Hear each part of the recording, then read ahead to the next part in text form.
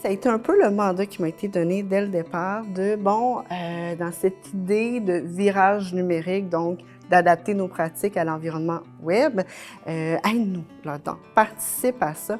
Alors, ça a été au début vraiment ma stratégie, ma planification. Environ un mois et demi après mon entrée en fonction est arrivé ce qui a marqué 2020, la pandémie, qui a mis tout de côté. Une des choses que je suis le plus fière, c'est d'avoir repris, tu sais, avec la pandémie. Au début, on était un peu sur le stand-by, là.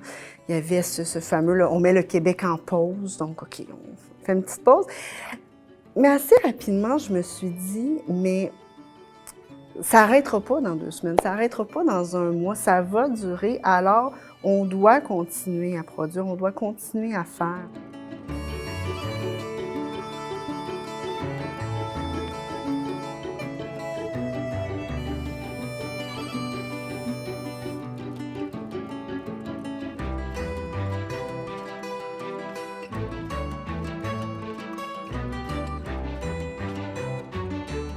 On parle peu de la vie communautaire et c'est là que TCF-TV vient jouer un rôle vraiment très important, c'est de pouvoir laisser la chance à ce qui se fait dans la communauté, ce que les organismes communautaires font comme action, offrent comme service, livrent aussi cette information-là à la population. Mais il y a un autre rôle très important que je trouve que TCF-TV fait, c'est production bénévole. Ce que je veux dire, c'est que ça laisse, la télévision communautaire laisse l'opportunité à des gens de la communauté qui connaissent de près ou de loin les médias, la télévision, d'y toucher, d'y prendre part et ils peuvent s'épanouir. Et de l'autre côté, il y a quand même une équipe de professionnels qui travaillent là, qui sont capables de faire des productions intéressantes, pertinentes.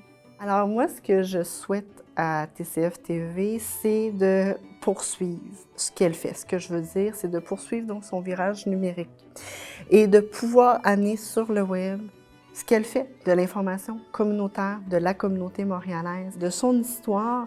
La télévision communautaire Frontenac, c'est très en lien avec Centre-Sud, c'est très en lien avec les tours Frontenac et tout le bienfait que je pense que TCF-TV a fait depuis les 25 dernières années dans la communauté du Centre-Sud. Bien, j'ose espérer que dans les prochaines années, elle va juste continuer à faire ça à l'échelle de Montréal parce que le Centre-Sud est vraiment chanceux d'avoir une télévision communautaire. Puis je pense que tout Montréal peut vraiment en bénéficier.